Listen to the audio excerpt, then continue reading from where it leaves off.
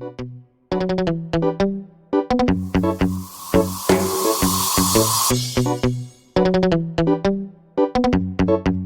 Fresh on the track.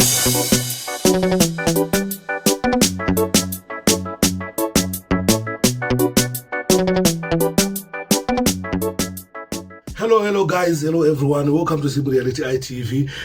My name is DJ Sparks Zimbabwe and ndipopa chivitiviti tisina maside effect, chivitiviti chiri health, chivitiviti chatinoita ngwavhiridzo netsvakiridzo yenyaya dzakasiyana-siyana dzinenge dzichiitika. Muzuva ranhasi taona mukomana fire waposta kavidhiyo achikumbira mari kuti ndibatsirewo zvinhu zvina kumira zvakanaka. Munozva ndiri musician but kana pachinge ndisina kurwa haso nemusic kureva kuti pakaipa pane zvinenge zvichinetsa muupenyu. So anga achikumbira muri Zimbabwe kuti imubatsire imu so something in 10 bond chimaikokesha chomugandira. But akana video kune vasina kuzvitorowo zvakanaka. Varipo vanenge vachiona zvekumakisa, vamwe vanenge vachiona nge pati yaari ndo isiriyo, zvinhu zvakasiyana. Saka Prophet Passion Java wazokanda post yawo, asi before sandatanga kuwadze Passion Java post tatanga kuwadze video yaari rekifaya. Ndauya kwamuri ndichikumbira chikumbiro kuti mundibatsirewo even eco cash because kuti mari isvike pa $10 haisvike pa $10 pakashota dollar. Saka any amount, even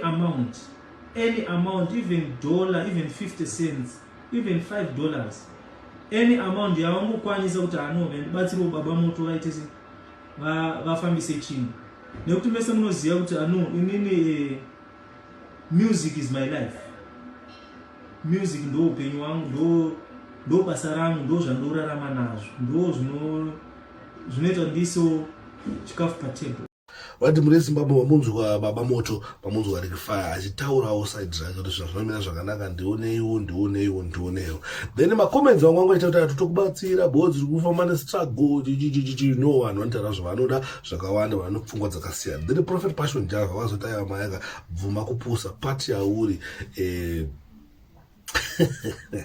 pati yauri ndo ikuda kuti ufe nenzara, but tisatengete muono wani still iyane muono wake rekifaya wainawo, imi mune muono wenyu aminawo, because we know, if you even know vanhu vanosapota SNPF, vanosapota ruling party, but vakutambudzika varakudoka sosvene muromo. So this point yaProphet Passion Java I don't think kuti inoshanda kwese, ine kwainoshandawo kuna vamwe vanhu kuti kuchuza the ruling party vanotya, but kuna vamwe vanhu kutochuza that ruling party vatinango malocation kuno vari kunhonga svosve nemuromo. Saka I don't think ndiye yekuchuza party, kana zvangooma chete, kana achikumbira mari angokumbira mari chete zvakangodaro, kwete kuti anzi kwauri kukadhako kana kuti chii. Inyaya dzekumusoro dzekuti havero. Anyway, thanks for watching. My name is DJ Sparks Zimbabwe. Ndipo pachivitiviti health, chivitiviti chisina maside effect, chivitiviti chamunobata nyaya dzakasiyana siyana, ngwavha tichiita ngwavhiridzo yenyaya dzakasiyana siyana. Don't forget to subscribe.